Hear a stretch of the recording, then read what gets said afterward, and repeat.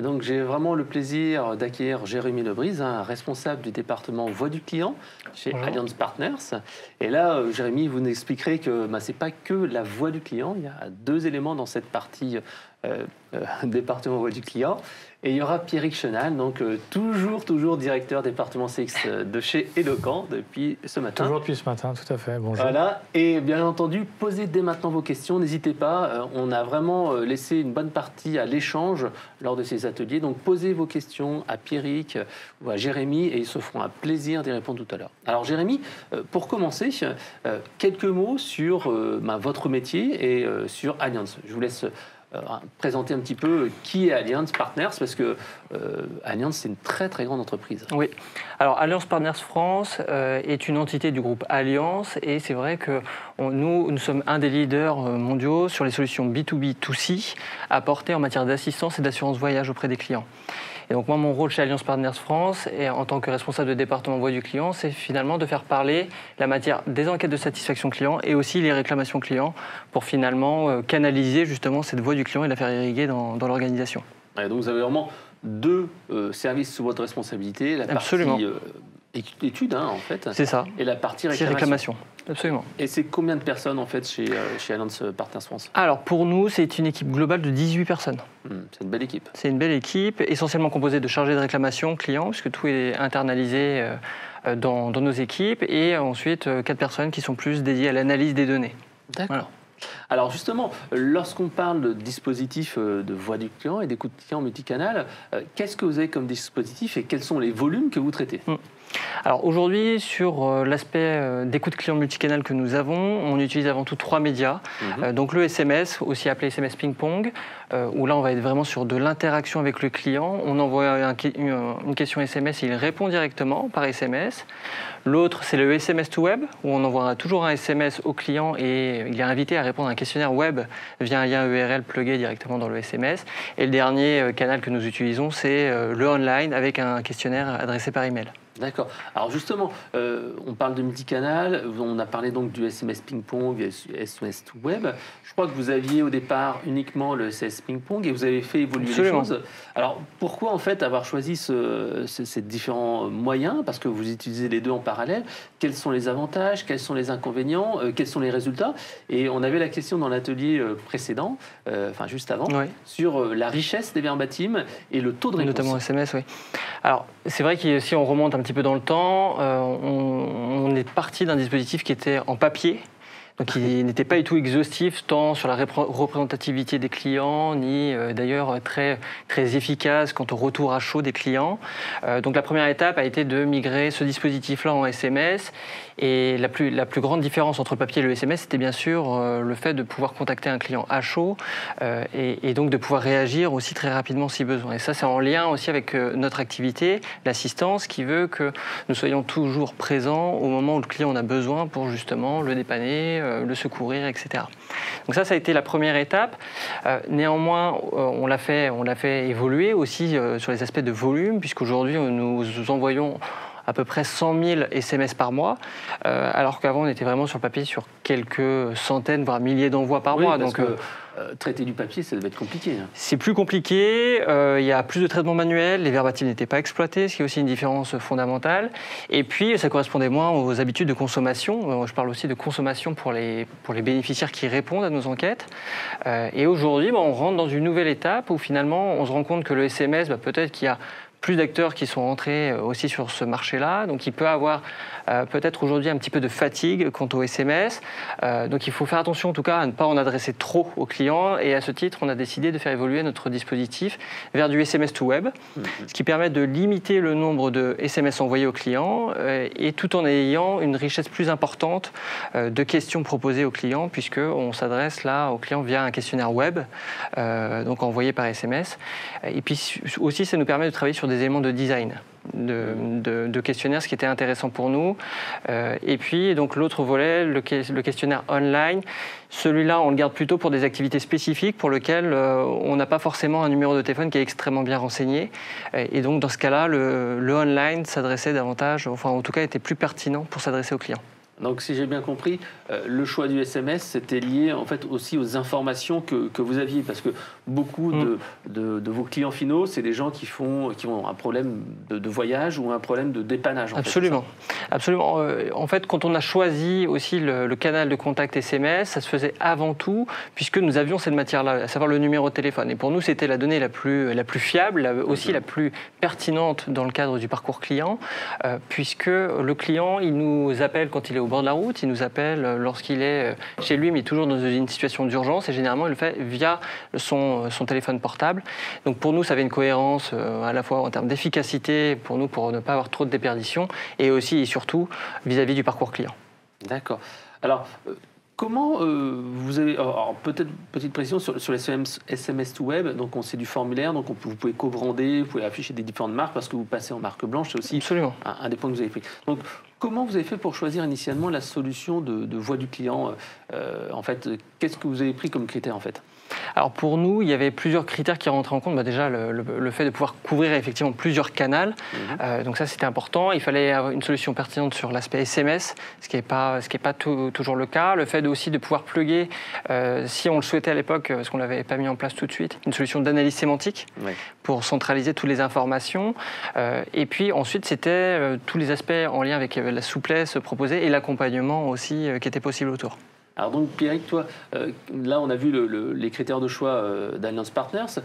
Qu'est-ce que toi tu constates chez nos clients? Quels sont les éléments différenciants qui se disent tiens, je prendrais telle solution plutôt qu'une autre? Qu'est-ce qu'on doit surveiller lorsqu'on doit choisir une solution d'écoute client multicanal? À la base, choisir la solution, ça doit arriver en dernier. En fait, il faut réfléchir à tous les parcours, j'ai envie de dire les parcours d'écoute client que vous voulez mettre en place pour après choisir la solution technique. Après, parmi les principaux critères de choix, s'il faut retenir, c'est le côté multicanal. Avoir une solution qui vous permet à la fois de changer de canal de collecte assez facilement, parce que, comme vous l'avez vu avec Jérémy, les dispositifs sont évolutifs dans le temps, et donc la solution, le canal qu'on choisit d'entrée, c'est pas celui qu'on aura dans 1 an, dans 2 ans, etc. Donc il faut vraiment que la solution soit multicanal pour pouvoir vraiment évoluer en fonction des besoins, des objectifs de collecte des clients. L'analyse sémantique prend maintenant une place très très importante parce que les questionnaires sont de plus en plus courts, donc on laisse une part beaucoup plus grande aux commentaires clients, on le laisse s'exprimer, et donc plus vous avez des retours et plus l'analyse, je vais dire manuelle, mais plutôt visuelle, est compliquée. Donc il faut maintenant vraiment réfléchir à des analyses sémantiques automatisées pour exploiter toute cette richesse de la voix du client. Et puis petit détail qui est moins fonctionnel de la voix du client, mais qui est tout aussi important maintenant, c'est vraiment une solution où vos données sont en sécurité. Donc avec un hébergement idéalement en France et avec une solution qui respecte toutes les normes de sécurité des données. D'accord. Donc ça, c'est la partie choix. La partie déploiement. Pierrick, qu'est-ce qui se passe de manière générale pour le déploiement d'un projet d'écoute client multicanal? Et ensuite, on verra avec donc Jérémy comment ça s'est passé en pratique chez Alliance Partners France. Idéalement, le déploiement doit être fait sur le papier avant et arriver dans la solution tout à la fin. Tout ça pour dire qu'on intègre vraiment par des ateliers de réflexion sur les objectifs des différents parcours écoute client, des points de contact dont on veut mesurer la satisfaction. Une fois que ces derniers sont réfléchis, c'est beaucoup plus simple de trouver quel canal on souhaite mettre en place pour cette collecte, et ensuite vient le paramétrage dans la solution. Donc, je le répète, ce paramétrage doit vraiment arriver en dernier, et vraiment toute la réflexion en amont est vraiment important pour que les dispositifs soient les plus vertueux possibles. D'accord. Alors, donc justement, chez Alliance Partners, ça fait 3 ans, je crois, que vous avez mis en place le dispositif. C'est ça. Comment s'est passé ce déploiement? Je crois que vous m'avez parlé d'un déploiement par lot. Hein. C'est ça. On a fait le choix d'étalonner ça dans le temps volontairement, puisque déjà il a fallu assurer une transition de prestataire. Ouais. Donc on a mis aussi quelques mois pour le faire. En fait, on ne voulait pas migrer tout d'un coup pour dire ça y est, on est passé en tout SMS ou en tout SMS to web. On voulait pas faire ça, puisque en fait derrière les enquêtes de satisfaction qu'on peut mener, etc. Il y a aussi des transitions qui doivent être assurées en interne, en externe, puisque nous sommes en B2B2C, donc les enquêtes de satisfaction nous servent bien sûr, nous, à nous améliorer, mais on est là aussi pour justifier de nos niveaux de qualité de service auprès de nos clients entreprises qui achètent nos solutions. Donc, à ce titre, on devait aussi pouvoir préparer cette transition-là. Donc, comme je le disais, on a fait déjà une première transition en changeant de prestataire, en migrant tout chez Eloquent. Et ensuite, on a fait le choix, encore une fois, de prendre un petit peu de temps pour le faire, tout simplement pour vérifier justement quel pouvait être l'impact sur la mesure en changeant de canal, quel était le canal le plus pertinent pour le client. Donc, bien sûr, il y a des données internes sur lesquelles on peut déjà se reposer pour se dire, ça semble être le SMS le plus pertinent, peut-être l'email, etc. Néanmoins, il convient de tester avant, peut-être réaliser une période de test de 3 mois, de 6 mois selon les volumes qui y sont associés, pour ensuite vraiment figer le dispositif, mais en tout cas le figer pour quelques mois ou 1 an, 2 ans, pour progressivement. Mais on a fait le choix d'avoir quasiment systématiquement pendant quelques mois une double mesure, en conservant ce qui était fait et en mettant en place progressivement un nouveau questionnaire, un nouveau mode de canal pour mesurer l'impact et aussi être sûr des enseignements que nous ferons. D'accord. Alors justement, on va arriver à ce point-là. Quand on a un dispositif d'enquête, on va le faire évoluer. C'est quelque chose qui est vivant et qui évolue selon le business de l'entreprise. Comment fait-on pour ajouter un nouveau point de mesure? Parce que là, je crois que vous êtes à 20 enquêtes actuellement que vous lancez. Comment vous faites ce choix-là? Vous parliez tout à l'heure de vérifier l'impact de nouveaux indicateurs, de nouveaux canaux. Si vous travaillez avec des donneurs d'ordre, forcément, si un indicateur passe de, je ne sais pas, de 5 de satisfaction à 4 tout d'un coup, il va vous dire qu'est-ce qui se passe. Voilà. Donc, comment ça se passe pour vous? Alors, effectivement, comme je le disais, on a dû préparer déjà toute une étape de transition en interne et en externe pour amorcer ça. Donc, il faut prendre le temps, il faut vraiment faire de la pédagogie autour de ces différentes mesures. Il faut aussi avoir sa propre conviction autour de chacun de ces éléments-là. Et c'est vrai que lorsqu'on passe, par exemple, d'une enquête online à une enquête SMS ou du SMS to web, il y a un impact systématique, que ce soit sur le taux de retour, sur le niveau de score, etc. associés. Donc il faut aussi préparer, entre guillemets, un kit, un argumentaire clé, un petit peu clé en main, à la fois pour les équipes en interne, pour les équipes commerciales aussi, finalement pour qu'on puisse expliquer ces évolutions-là, puisque ça peut être des évolutions de 10 points de baisse de NPS, des baisses de 10 points aussi de taux de retour. Donc ce sont autant d'éléments sur lesquels il faut avoir une conviction et ne pas hésiter aussi à revenir en arrière si besoin. Il ne faut pas déployer pour déployer uniquement, il faut toujours que ça se fasse dans la cohérence du parcours client et aussi dans une certaine cohérence interne. Et puis, avant de déployer, il faut déjà s'assurer quel est l'objectif que l'on a, mais là on revient finalement aux objectifs des indicateurs ou finalement à l'objectif même d'une enquête de satisfaction. Ah, d'accord. Donc si j'ai bien compris, lorsque vous étiez passé du SMS au SMS to web, il y avait 2 raisons. C'était de pouvoir avoir plus de richesse, parce que vous nous avez dit plus de 3 SMS envoyés, forcément il y a une déperdition, il y a moins de réponses, etc. Vous étiez passé au SMS to web avec donc cette fameuse URL pour répondre, et vous avez eu donc plus de richesse, mais vous avez 10 points de NPS en moins et un taux de participation de 15 points en moins. Donc c'est des choses qui sont vraiment importantes et impactantes. Donc c'est important de le savoir avant de changer, c'est ça. C'est vraiment pour ça que j'encourage chacune des personnes qui écoutera cet atelier à vraiment faire de la double mesure pour mesurer l'impact. Typiquement, une baisse de taux de retour de 10-15%, nous avons fait le choix de la compenser par une hausse des volumes, puisqu'il était possible, par rapport à l'activité que nous avions, d'interroger plus de clients. Mais ça se traduit néanmoins par une hausse des budgets aussi, puisque les SMS sont des coûts variables, donc ça c'est important à avoir en tête.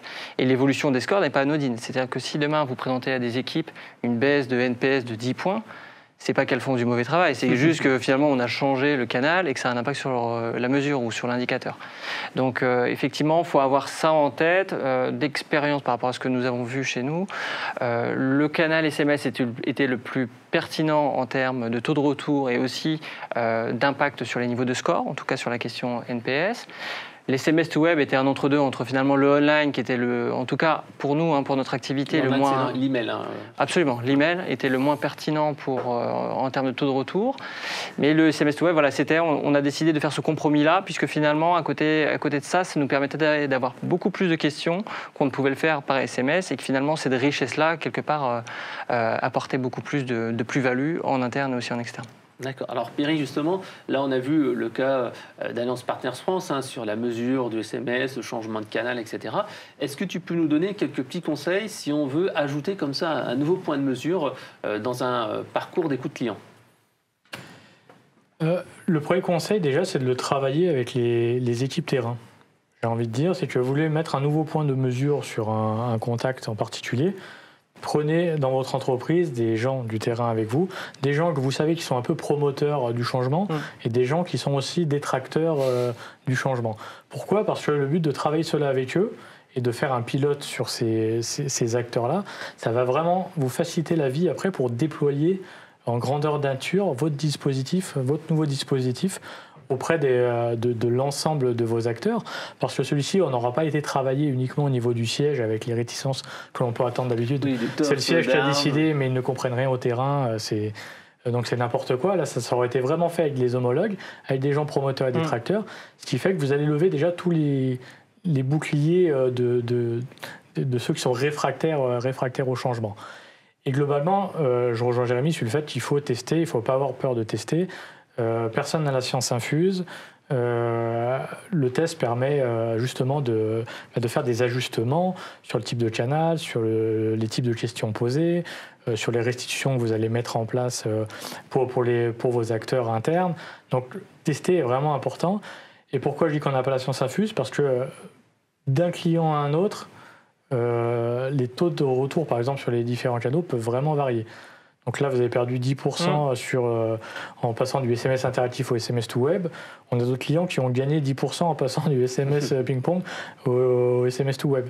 Enfin, la vérité unique n'existe pas, et quel que soit, selon le secteur d'activité, selon l'implication aussi de la mesure par rapport au service rendu, les résultats ne vont pas être les mêmes. Donc testez, impliquez les équipes, testez avant de déployer en grande masse votre nouveau dispositif. Donc, dans le choix du moment à mesurer, est-ce que tu as des petits conseils aussi? On dit souvent qu'il faut mesurer lors des moments clés, des moments de vérité, et ensuite la partie à chaud à froid. Donc en fait, par exemple, là, pour la partie Alliance Partners France, sur le moment en fait de l'envoi de l'enquête, vous avez fait le choix, par exemple, pour tout ce qui est déclaration de sinistre, etc., de ne pas envoyer directement un appel sinistre, mais un peu plus tard, pour mesurer le service complet. Voilà, je vous laisse en dire quelques mots. Effectivement, nous, on a fait le choix non pas d'interroger le client directement suite à son appel, malgré le fait que l'appel téléphonique en soi, c'est-à-dire que la personne elle est au bord de la route, elle est en panne, nous avoir au téléphone pour demander l'appui d'une dépanneuse par exemple, c'est le moment critique pour le client. À savoir, lui, il veut être rassuré à ce moment-là, il veut savoir qu'il est pris en charge, etc. Nous, on a fait le choix de ne pas mettre l'enquête de satisfaction directement après cette interaction-là, mais plutôt quelques jours plus tard. Donc plutôt 3 jours à peu près, entre 3 et 5 jours après cette interaction. Pourquoi? C'est parce qu'entre-temps, nous, dans notre business model, bien sûr, on décroche les appels, on organise les prestations d'assistance, mais à côté de ça, il y a un prestataire qui va arriver. Donc on a fait le choix de laisser un petit peu le temps passer, tout simplement pour aussi que le client puisse évaluer le prestataire qui est intervenu, qui est venu le dépanner, etc. Puisque nous, dans notre cas, le prestataire que nous faisons intervenir est tout aussi important que notre qualité de décroche ou notre amabilité téléphonique, etc. Absolument. Donc on avait besoin vraiment d'avoir cet audit-là sur aussi un ensemble de prestations, savoir si la personne est bien rentrée chez elle ensuite, etc.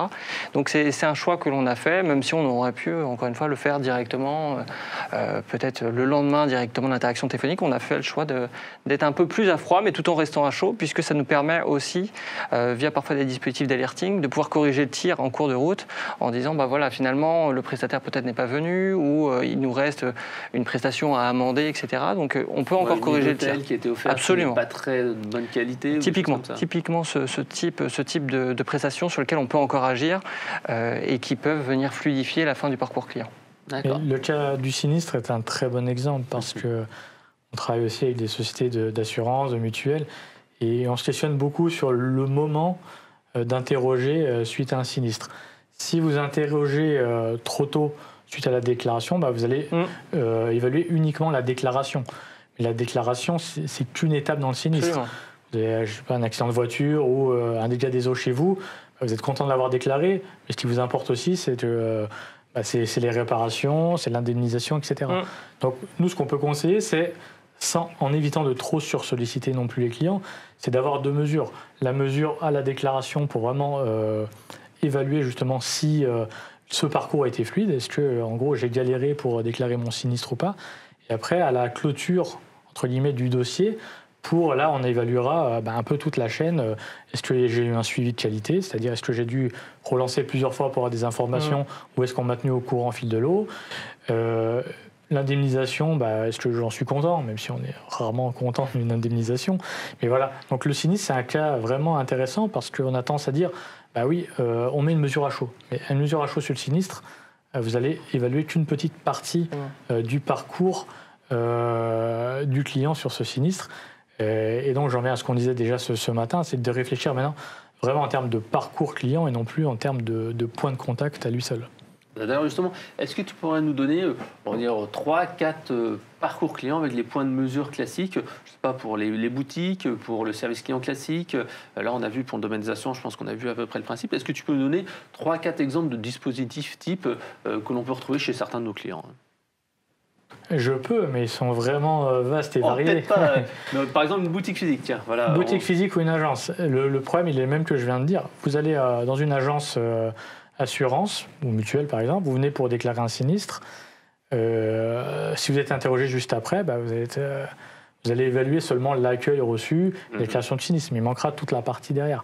Vous venez pour, par contre, souscrire un devis, là, directement, on peut faire l'interaction, la mesure de l'interaction suite à cette venue pour la souscription d'un devis. Globalement, les grandes étapes, c'est poste point de vente ou agence physique, poste contact du service client, et maintenant on a aussi beaucoup poste parcours sur le digital, soit les applications, soit le site web du client. C'est les 3 grandes familles vraiment importantes de parcours et écoute à mettre en place. D'accord. Alors justement, là, on a vu qu'on a mis en place un dispositif, on récupère du feedback, on récupère de la donnée. 100 000 SMS envoyés par mois, ça fait du gros volume. Comment on fait pour analyser et exploiter ces données et en faire des plans d'action opérationnels ? C'est tout l'enjeu. Nous, on essaie quand même de faire attention justement à pas, malgré le fait qu'on ait 20 enquêtes de satisfaction, on fait en sorte de pas de pas créer des enquêtes pour créer des enquêtes. Il faut que derrière ça puisse servir. C'est aussi pour ça qu'on a augmenté les volumes. C'est que finalement, si on revient peut-être 2 ans en arrière, on faisait des enquêtes, on avait toujours cette vingtaine de dispositifs d'enquêtes de satisfaction. Néanmoins, on n'avait pas tout le temps une finesse suffisante pour justement bâtir des plans d'action ou avoir une décomposition par événement, par contrat, par marque, par événement climatique, puisque pour nous ça compte, par prestataire, etc. Donc c'est aussi pour ça qu'on a fait le choix, nous, d'augmenter significativement les volumes, tout simplement pour gagner en finesse derrière et pouvoir justement creuser plus en détail les résultats et pouvoir les décliner auprès de chacun des acteurs de l'entreprise, mais aussi, encore une fois, en externe auprès de nos clients entreprises. Et ça, c'était vraiment important. Et pour ça, on s'appuie sur différents moyens. Le premier, bien sûr, c'est les enquêtes de satisfaction en elles-mêmes, qui sont déjà une matière. Mais si on se base uniquement sur ces matières-là, je pense qu'on passe à côté aussi de plein de choses. Il faut s'appuyer aussi sur les données opérationnelles qui sont présentes dans l'entreprise. Parfois, Pierre parlait tout à l'heure des feedbacks aussi collaborateurs, c'est extrêmement important. Ça permet aussi parfois de mieux comprendre des insights clients. Donc ça, c'est une autre matière qu'on peut intégrer dans les analyses. Les réclamations clients en sont une autre, qui permet d'avoir plutôt une vision en bout de chaîne, mais vraiment centrée bien sûr sur les irritants. Des données opérationnelles d'activité, de saisonnalité, etc. Et finalement, si on arrive à mettre tout ça en musique, avec des personnes qui sont formées pour, avec aussi bien sûr du temps passé, etc., on arrive à avoir, ou en tout cas, on essaye de faire le plus possible des analyses, mais qui s'ancrent vraiment dans une logique de storytelling, pour finalement pas sortir uniquement des résultats. Ok, on est content d'avoir 90% de clients satisfaits, etc. Non, il faut vraiment derrière, ok, mais finalement, quels sont nos axes d'amélioration? Pourquoi est-ce que ça a décroché à telle période de l'année, etc. Il faut vraiment que ça puisse être utile pour l'amélioration continue, et c'est ce que l'on vise aujourd'hui. D'accord, donc il y a une analyse par événement, par type de prestation, oui. Une analyse par marque, par prestataire, une analyse ensuite mensuelle que vous faites avec un suivi régulier et de l'analyse sémantique. Alors, un petit peu, et de l'alerting aussi, je crois. Et de l'alerting, absolument. Dites-moi un petit peu à quoi ça sert, ces différents rapports. L'alerting, ça sert à quoi? C'est pour identifier des gros problèmes? Alors, c'est certainement la dernière brique que l'on a mis en place, on va dire, il y a quelques mois maintenant. Donc l'alerting, ça vise avant tout à détecter au travers des verbatims émis par les clients, donc que ce soit par SMS, SMS to web ou online, vraiment des irritants extrêmement forts. C'est-à-dire des clients qui vont directement faire des menaces de réclamation, de procès, etc. Donc vraiment portant sur une très forte insatisfaction. Ces verbatims sont directement orientés vers le service réclamation qui est donc au sein de l'équipe voix du client. Et donc ça nous permet un traitement proactif de la réclamation client. C'est-à-dire que le client, finalement, il pense avoir répondu à une simple enquête de satisfaction client et au final, il va être recontacté par un service réclamation. Donc pour lui, c'est plutôt, alors je ne vais pas parler d'effet waouh, mais en tout cas, c'est plutôt une bonne surprise en se disant, j'ai partagé mon feedback avec l'entreprise, donc je lui ai fait un cadeau et finalement, ce cadeau-là, il est bien exploité puisqu'on me recontacte pour justement, tout simplement s'excuser, parfois ça suffit, pour m'apporter en tout cas des informations, pour me proposer une indemnisation si cela est nécessaire. Donc on a mis ça en place. L'idée, c'est pas d'avoir tous les mécontentements et les transférer à l'équipe réclamation, mais vraiment d'identifier les insatisfactions les plus importantes, les plus critiques, pour pas que ça dégénère ensuite sur les réseaux sociaux ou que tout simplement aussi pour éviter, voilà, absolument, ou pour éviter au client une étape qui peut être difficile pour lui, à savoir formuler une réclamation. Donc dans le cas présent, on lui facilite cet accès-là et on espère en tout cas fluidifier son parcours client. Ouais. Donc là, vous êtes vraiment dans le cercle vertueux de la voix du client. Parce que vous sollicitez le client, donc vous lui demandez un effort, c'est-à-dire de répondre à un questionnaire. Donc la moindre des choses, déjà de lire les réponses, mais là, en plus de lire, vous allez plus loin, vous le recontactez pour lui dire monsieur, vous êtes insatisfait. Rien que déjà de s'excuser, vous lui prouvez que vous êtes soucieux, entre guillemets, de ce qui s'est passé. Et donc, ce client-là, il n'aura pas forcément envie d'aller voir ailleurs parce que même s'il est insatisfait, il sait que vous l'écoutez, vous êtes là pour potentiellement trouver des solutions à son problème. Donc, il aura moins de chances de prendre le risque d'aller voir ailleurs parce qu'il sait comment il est traité chez vous. Absolument. Donc cette analyse justement des données, gros volume. Donc Pierrick, est-ce que tu peux nous donner quelques bonnes pratiques et des choses qui sont faites chez certains de nos clients? On parle par exemple des promoteurs, il y a aussi, on parle beaucoup des détracteurs, mais il y a aussi des gens qui sont très contents. Qu'est-ce qui se passe chez certains de nos clients aussi à ce niveau-là? La première étape, déjà collecter pour collecter sur un enfer derrière, ça sert à rien. Ça, mais là, tout le monde semble avoir compris, ce qui est très bien. Le mieux, c'est déjà de redescendre l'information. Déjà, tous les feedbacks, les redescendre à ceux qui sont en contact direct avec vos clients. Pourquoi? Parce qu'on a changé d'air. Avant, on était dans l'ère du je fais mes plans d'action au niveau du siège, je les redescends, ils les appliquent, point barre. Maintenant, on redescend en temps réel l'information aux équipes qui sont directement en contact avec les clients. Donc eux-mêmes, avec une certaine autonomie, ils peuvent déjà mettre en place des plans d'action locales adaptés à leur activité sans que ça soit des consignes du siège. Parce que le siège ne va pas aller dans le détail, je dis n'importe quoi, d'un plateau d'appel à Nantes parce qu'un tel a mal répondu à un tel. Donc déjà, de redescendre l'information, ça permet déjà de faire des premiers plans d'action court terme, mais qui ont un impact sur la satisfaction. Et ensuite, ça laisse toute la latitude au siège de se concentrer sur des plans d'action vraiment moyen terme, beaucoup plus transverses à l'entreprise pour après les appliquer derrière. Et après, en termes de mode pratique, c'est ça. Et comme Alliance l'avait très bien compris, c'est vraiment d'analyser le verbatim parce que celui-ci est de plus en plus riche. Et ça ne sert à rien d'inventer des choses parce que les clients, souvent, nous disent ce qu'on doit faire. Après, à nous de le transformer, de le retraiter pour en mettre derrière un plan d'action. Mais ça ne sert à rien d'inventer ce que les gens nous disent souvent à travers les enquêtes. Alors là, on a parlé beaucoup des détracteurs, donc les promoteurs, est-ce qu'il y a quelques bonnes pratiques que l'on peut prendre en compte? Bien sûr, c'est de partager déjà tous les retours des promoteurs, enfin, pas forcément les promoteurs, tous les retours positifs que l'on peut avoir auprès des équipes pour leur dire, bravo, tu fais pas forcément un métier facile, mais regarde les clients ce qu'ils disent de ton métier, du service rendu, ils sont très positifs. Donc c'est de partager avec eux déjà les retours positifs des clients pour redynamiser, pour les valoriser.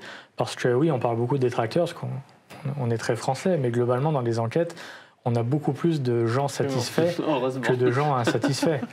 Et donc c'est important aussi de capitaliser sur cette voie du promoteur. Et le promoteur, c'est aussi donc partager en interne auprès des clients, mais aussi le remercier. On a tendance aussi à vouloir recontacter les détracteurs ou les insatisfaits pour traiter les problèmes, mais aussi remercier les promoteurs avec un simple mail, une simple communication. Ça a aussi un effet positif sur la fidélité au long terme. D'accord. Alors, on a vu une question dans un atelier précédent sur la richesse des verbatims des SMS. Alors, avec 100 000 SMS envoyés par mois, quel est votre avis? Parce que vous utilisez l'outil d'analyse sémantique derrière pour analyser les contenus. Est-ce qu'un SMS est aussi riche qu'un email? Quelles sont les différences? Qu'est-ce que vous retrouvez là-dessus? Alors, c'est vrai que le gros avantage du SMS, on en a parlé tout à l'heure, c'est finalement, enfin en tout cas pour nous, d'avoir un très bon taux de retour. Donc en termes de proportion, on reçoit aussi beaucoup de verbatims. La difficulté que l'on a quand même, c'est effectivement les verbatims ont tendance à être plus courts. Peut-être, même si c'est certainement un peu plus à la marge, mais ils sont aussi certainement un peu de moins bonne qualité. À savoir que les personnes sont vraiment sur leur portable, ils répondent très très vite, donc on est vraiment sur l'instantanéité, pardon, c'est dur à dire. Et donc finalement, ils mettent beaucoup moins de forme dans ce qu'ils disent, etc. Alors que par email, ou plus globalement, dès lors qu'on est sur un ordinateur, etc., il y a plus de syntaxe, c'est un peu plus élaboré, de manière générale, mais ils sont peut-être un peu moins nombreux. D'accord. Pierrick, tu as un petit mot à rajouter sur... Oui, en termes de proportion, nous, les études qu'on a fait, on a vu que c'était à peu près la même proportion de gens qui laissaient un verbatim par SMS que par email. Mais je rejoins tout à fait ce que Jérémy disait. Les verbatims sont plus courts et les gens ont tendance à aller plus vite droit au but. Oui, beaucoup plus. D'accord. Alors, je vous laisse poser quelques questions dans la salle. On va tout simplement continuer un petit peu l'interview. Mais si vous avez des questions, posez-les directement dans la petite fenêtre du chat là, que vous avez sur le côté. Ce que je voulais vous poser comme question, là, c'était quels sont les 3 points à retenir pour la mise en place d'un dispositif d'écoute client multicanal? Qu'est-ce que vous auriez comme point à retenir? Et puis après, on parlera de la partie réclamation. Finalement, pour moi, le point le plus important, c'est déjà, il faut vraiment penser client.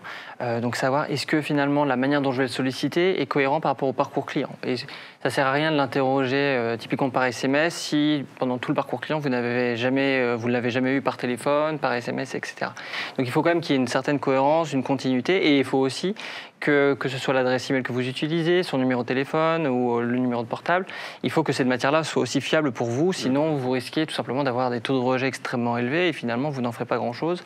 Au contraire, vous risquez de démobiliser les équipes qui travaillent sur ce support-là ou les équipes opérationnelles. Donc ça, c'est la première étape, c'est vérifier l'alignement tant par rapport au parcours client que l'alignement aussi interne sur la fiabilité des données, ça me semble important. Le deuxième point, c'est finalement de tout le temps se remettre en question. Je crois que c'est Pierrick qui en parlait également tout à l'heure. C'est un dispositif qui doit vivre dans le temps. Moi, en tout cas, ce qui me semble cohérent, c'est de le revoir quasiment une fois par an. Est-ce que finalement, je ne dois pas ajouter une question? Est-ce que finalement, ce canal-là est toujours pertinent pour le client, encore une fois? Est-ce que je n'ai pas intérêt à passer sur du SMS to web maintenant, puisque finalement, je sens que par rapport à mes orientations stratégiques, j'aurais peut-être besoin de plus de matière, de poser justement plus de questions. Donc, il faut en tout cas tout le temps être à l'écoute, bien sûr, de ce qui se passe en interne pour identifier des signaux faibles aussi qui peuvent correspondre à des attentes.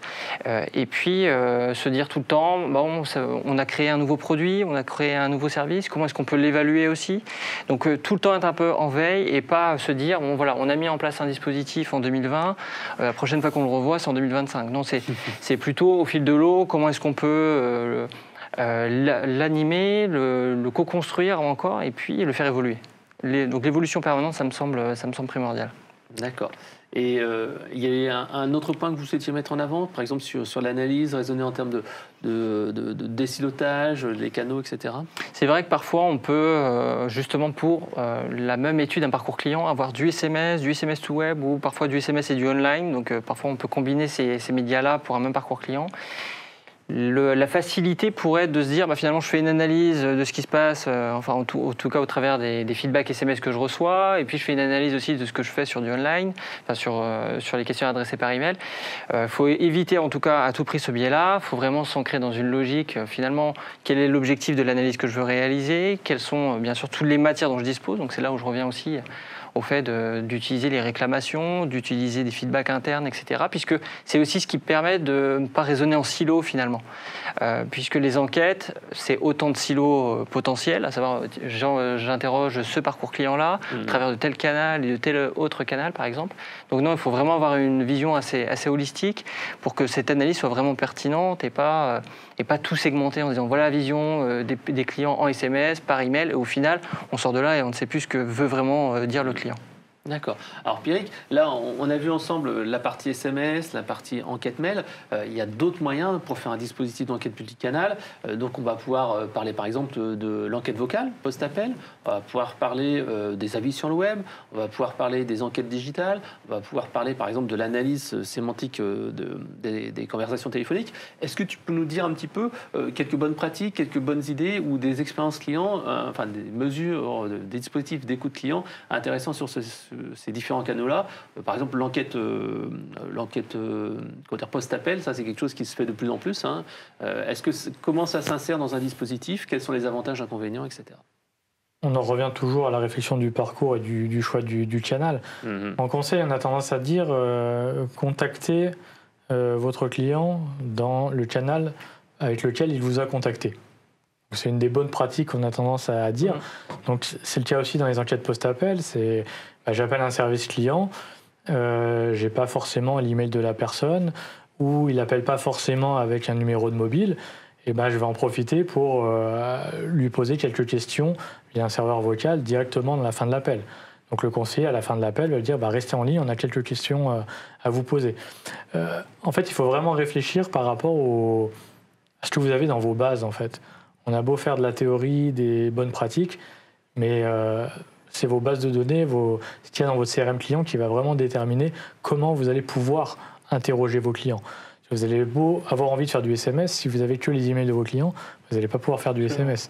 Donc l'intérêt, c'est vraiment de regarder déjà en termes de base ce que vous possédez pour choisir le bon canal. Et après, en termes de bonnes pratiques, c'est vraiment réfléchir en termes de parcours et mettre globalement des points de mesure à chaque parcours qu'un client peut avoir. Et on voit de plus en plus, notamment sur le digital, que les enquêtes sur les sites web fleurissent de plus en plus. Justement, tu pourrais nous en dire quelques mots sur ces fameuses enquêtes digitales. Je crois qu'il y a des éléments de déclencheurs, il y a des questions spécifiques sur l'ergonomie, etc. Je crois qu'il y a plusieurs clients comme Bouygues Télécom Entreprises qui utilisent ça. Est-ce que tu peux nous donner quelques insights justement sur qu'est-ce qu'on utilise, qu'est-ce qu'on mesure, qu'est-ce qu'il faut mesurer, quelle différence, etc. Sur l'enquête digitale qui est vraiment un petit peu la nouvelle étape à intégrer. Une nouvelle étape parce que les sites clients sont de plus en plus riches. Maintenant, sur un site client, vous pouvez faire des devis, vous pouvez faire de la souscription en ligne, vous avez votre espace client qui vous permet de faire plein de choses, récupérer vos factures, contacter directement le service client.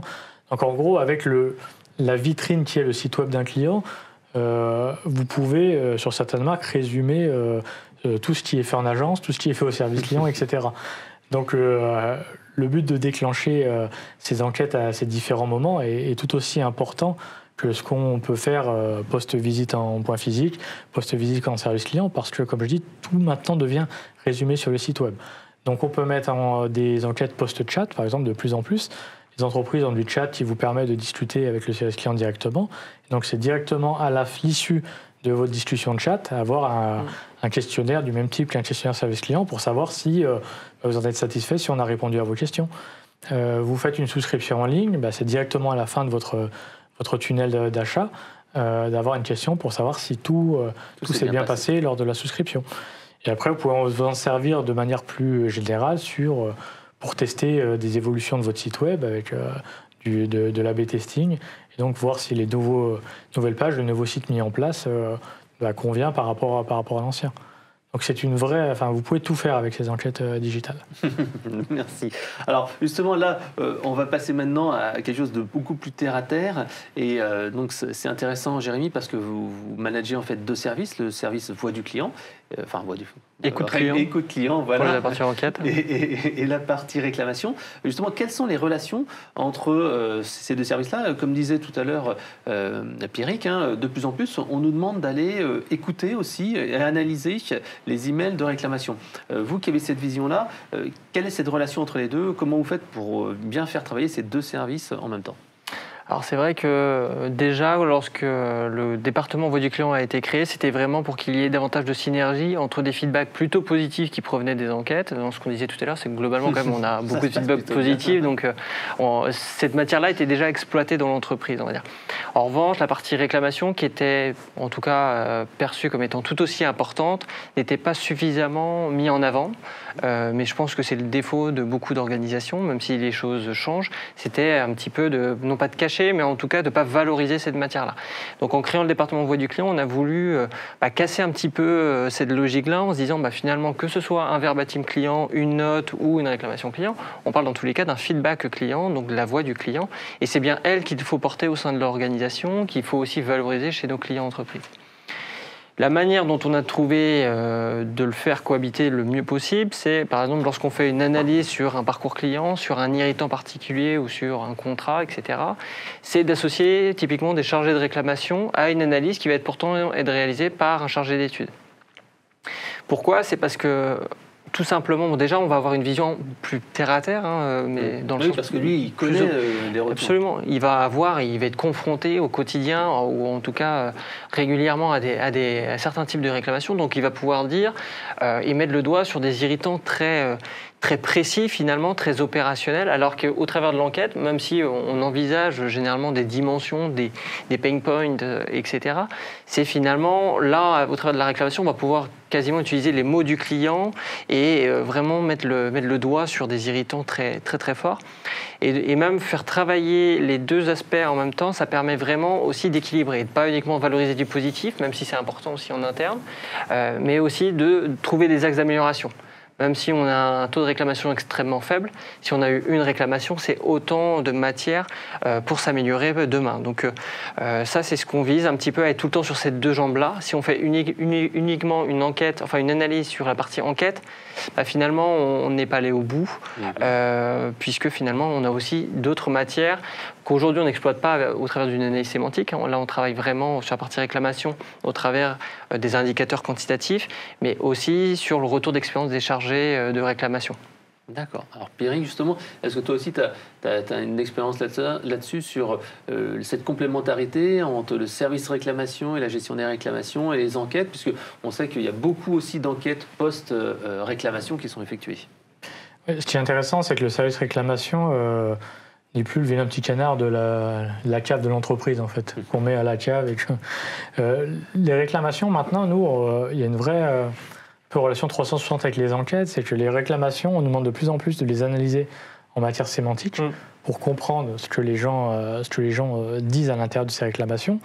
Et à l'inverse, nous, on pousse de plus en plus d'insatisfaits directement vers les services réclamations pour dire vous n'avez pas que des réclamations arrivées par email, courrier chez vous, mais il y a aussi des gens qui sont insatisfaits, qui sont exprimés dans les enquêtes, qui n'ont pas véritablement fait une réclamation, mais on vous demande quand même de regarder ce qu'ils disent et de les traiter. Ouais. Donc c'est vraiment de ne faire plus qu'un maintenant entre les départements voix du client et réclamation, parce qu'une réclamation, ça reste un client qui s'exprime, donc ça reste la voix du client.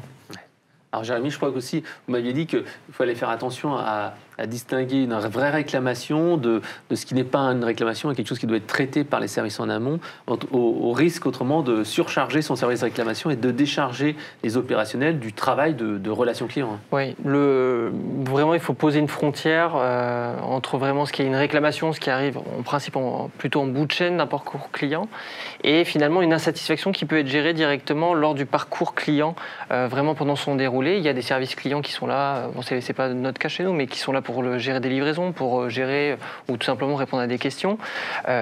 C'est avant tout cette première ligne-là qui doit être en mesure de gérer ces insatisfactions-là, pouvoir retourner la situation pour finalement convertir un client insatisfait en un client satisfait.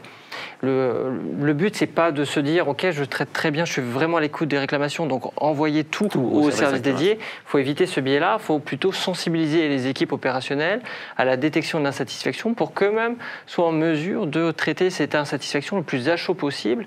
Et puis surtout, moi j'y vois une grande vertu qui va avoir un impact sur la culture d'entreprise aussi, en se disant tout simplement je suis en éveil en permanence sur une insatisfaction client au travers du ton de la voix, des mots utilisés.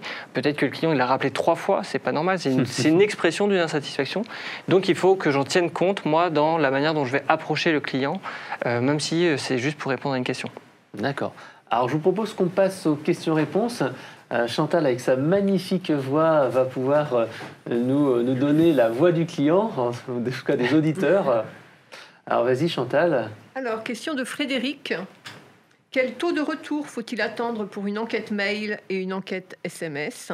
Et puis je vais l'élargir un petit peu avec une question précédente. Est-ce qu'il existe des standards par secteur d'activité? Empirique. Sur moi. Donner un taux de retour, c'est très compliqué parce que ça va vraiment dépendre du service rendu. Je prends l'exemple d'Alliance avec Jérémy. Quand vous recevez une enquête parce que vous avez été dépanné au bord de l'autoroute avec vos 3 enfants et votre femme, lorsque vous allez recevoir une enquête, vous êtes plus amené à y répondre parce que le service rendu a été vraiment limite vital, hein, même vital sur l'autoroute, on peut le dire. Donc les taux de retour vont être beaucoup plus hauts que quelqu'un qui allait dans une boutique et qui a fait un achat entre guillemets lambda. Ce qu'on peut voir quand même pour satisfaire les gens qui ont posé la question, en termes de taux de retour sur du B2C, sur de l'email, on va être entre 12 et 18%. Sur du SMS interactif, on va être entre, on va dire 22 à 30% de taux de retour. C'est ce qu'on peut voir en termes de taux de retour. Et sur le SMS to web, se rapproche vraiment des taux de retour de l'enquête email. Il y a des standards aussi par secteur d'activité, tout à fait. Alors une autre question peut-être Chantal? Alors Arnaud qui demande, mettez-vous en place des réclamations mystères afin de vérifier vos process? Non, on n'a pas fait ce choix-là, en tout cas pas pour l'instant. Aujourd'hui, ce que l'on fait, on avait mis en place, d'ailleurs Pierrick en parlait tout à l'heure, on avait mis en place une enquête de satisfaction suite au traitement des réclamations. Donc pour nous, ça servait un petit peu de point zéro, mais aujourd'hui, on n'a pas décidé de mettre en place un dispositif de réclamation mystère. Théoriquement, pour refaire un petit historique dans les enquêtes, la partie mystère était beaucoup utilisée quand on avait très peu de feedback client à chaud. C'est-à-dire qu'on faisait des baromètres à froid, on le complétait par des enquêtes visites mystères pour vérifier au quotidien si les process étaient respectés. Maintenant, avec la mise en place des enquêtes vraiment à chaud après chaque point d'interaction, théoriquement, si les process sont respectés, on le voit parce qu'on aura des très bonnes notes de satisfaction. Et à l'inverse, s'ils ne sont pas respectés, on le verra aussi parce qu'on aura de l'insatisfaction qui sera importante dans ces retours d'enquête.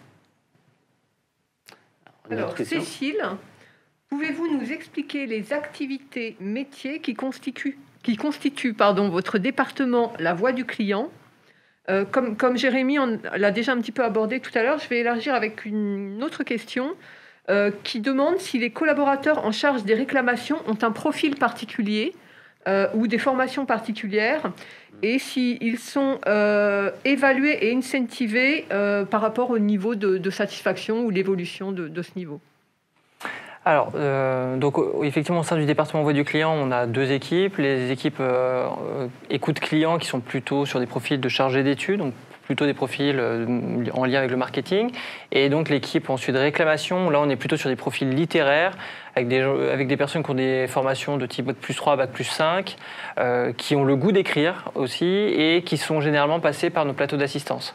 Donc ce sont des personnes qui, il y a peut-être 5 ans, 10 ans, ou voire plus, ont été amenées à décrocher véritablement le téléphone, à répondre aux clients. Donc ils ont vraiment cette partie empirique, relation client qui est primordiale chez nous. C'est quasiment exclusivement des profils internes d'ailleurs, même si on tend aussi à l'ouvrir un petit peu. Mais en tout cas, ce sont des personnes qui ont vraiment l'appétence pour répondre aux clients et qui ont ce souci-là du client. C'est avant tout ça, au-delà des diplômes, c'est vraiment le souci du client qui va nous importer. Ok. Et est-ce qu'ils sont évalués et incentivés par rapport au niveau de satisfaction et par rapport à la résolution des réclamations ou litiges? Non, du tout. C'est le plaisir du métier. Absolument. Alors Jérôme demande quelles sont les contraintes ou difficultés supplémentaires dans la gestion d'une relation en B2B2C avec donneur d'ordre et client final? Très bonne question. La difficulté avant tout, c'est qu'on ne maîtrise pas toujours les interactions qu'il peut avoir avec sa marque. Je travaille pour Alliance Partners France, qui dispose elle-même de 3 marques commerciales et où on a aussi un dispositif en marque blanche. Donc, ce qui veut dire que parfois, lorsque le client évalue, il pense évaluer parfois notre client entreprise à qui nous avons vendu la solution, alors que finalement, c'est nous qui l'évalue. Et inversement, parfois, on reçoit, entre guillemets, une note de 0, finalement, pour quelque chose qui ne nous concerne pas du tout. Donc ça, c'est un petit peu la difficulté. Il faut réussir à faire la part des choses. Ce n'est pas toujours possible, loin de là, entre des aspects contractuels, c'est-à-dire qui sont établis avec notre client entreprise. Non, vous n'aurez pas de voiture de remplacement, par exemple. Vous n'aurez pas de véhicule de remplacement, etc. Même si, entre guillemets, le chargé d'assistance, lorsqu'il décroche l'appel, il n'a qu'une envie, c'est bien sûr dépanner le client avec les meilleures conditions possibles. Néanmoins, il reste tenu à un contrat. Donc ça, c'est un petit peu la difficulté. Déjà qu'il faut faire comprendre au client final à qui on délivre le service. Donc ça, c'est le travail des chargés d'assistance. Et après, lorsqu'on rencontre nos clients entreprises à qui nous avons vendu les solutions, il faut aussi leur montrer que parfois, on est dépendant un petit peu justement de la richesse de leur contrat ou typiquement, ils ont fait une campagne de communication qui a pu influencer la perception des clients finaux lorsqu'ils ont eu une interaction avec nous, si on est en marque blanche. Merci. On a encore un petit... Ouais. On a un petit peu de temps encore. Ok. Alors, Karine demande... Comment gérez-vous les avis publiés, en particulier les avis négatifs ou les réclamations sur le web? Alors là aussi, c'est une très bonne question. On travaille avec la direction marketing qui est composée notamment d'un community manager. Donc la community manager va être en charge du travail de veille qui va comprendre les réseaux sociaux mais aussi les forums et d'autres sites, on va dire, plus sectoriels. Si jamais une insatisfaction ou un mécontentement très, très important est émis sur les réseaux sociaux, dans ce cas-là, cette réclamation, qui n'en est pas formellement une encore, va être transférée directement à notre équipe qui va répondre au client sur les réseaux sociaux, peut-être l'appeler aussi en parallèle ou lui répondre par email. En tout cas, il va avoir un système de combinaison pour répondre à sa demande dans un délai le plus réduit possible, bien sûr, puisque nous sommes à ce moment-là exposés sur la toile. Peut-être encore une question ? Alors, Laurence, elle vient de la poster. Dans le cadre d'écoute client multicanal, comment gérez-vous les préférences de communication demandées par le client et les modifications souhaitées de ces préférences? Alors, effectivement, aujourd'hui, on n'est pas dans un système où on propose aux clients plusieurs médias possibles. Généralement, ça va se faire automatiquement. C'est-à-dire que selon le parcours client qu'il a eu, on va plutôt décider en interne qu'on va s'adresser à lui par SMS ou par SMS web. Mais il n'y a pas véritablement un système de préférence. Ou alors, si préférence il y a, elle ne sera pas gérée de manière individuelle. C'est plutôt, on se rendra compte, au travers notamment d'une érosion du taux de retour, par exemple, que ce canal-là n'est plus adapté au client et qu'il convient de le faire évoluer à ce moment-là. Alors peut-être une dernière question pour Pierrick, avant qu'il prenne son train pour Grenoble. Rapide, mais je pense que... Donc c'est Chloé qui insiste et qui dit: Pierrick, le SMS semble donc peu indiqué pour des enquêtes avec questions ouvertes dont on souhaite exploiter les commentaires. C'est une question. Excusez-moi, je n'ai pas eu... Non, je dirais pas ça. Comme on l'a dit tout à l'heure, déjà en termes de taux de remplissage du verbatim, on est à peu près sur des mêmes scores qu'une enquête email. Donc les gens laissent vraiment un verbatim, un commentaire, même sur les enquêtes SMS. C'est juste, comme le disait Jérémy, c'est que les gens laissent des commentaires beaucoup plus courts, mais par contre, ils vont droit au but. Donc l'information est liée quand même dans le verbatim. Donc je ne déconseille pas l'utilisation du SMS pour recueillir du verbatim. Merci pour cette dernière réponse. Merci à nos deux intervenants pour cette intervention de très bonne qualité, je tiens à préciser. Et je vous donne rendez-vous pour la prochaine intervention qui sera faite par moi dans 8 minutes. Donc, ça sera la dernière intervention de la journée. Donc, merci encore à Jérémy et merci à Pierrick pour cette intervention qui était vraiment très, très intéressante. Merci à vous deux. Merci à vous deux.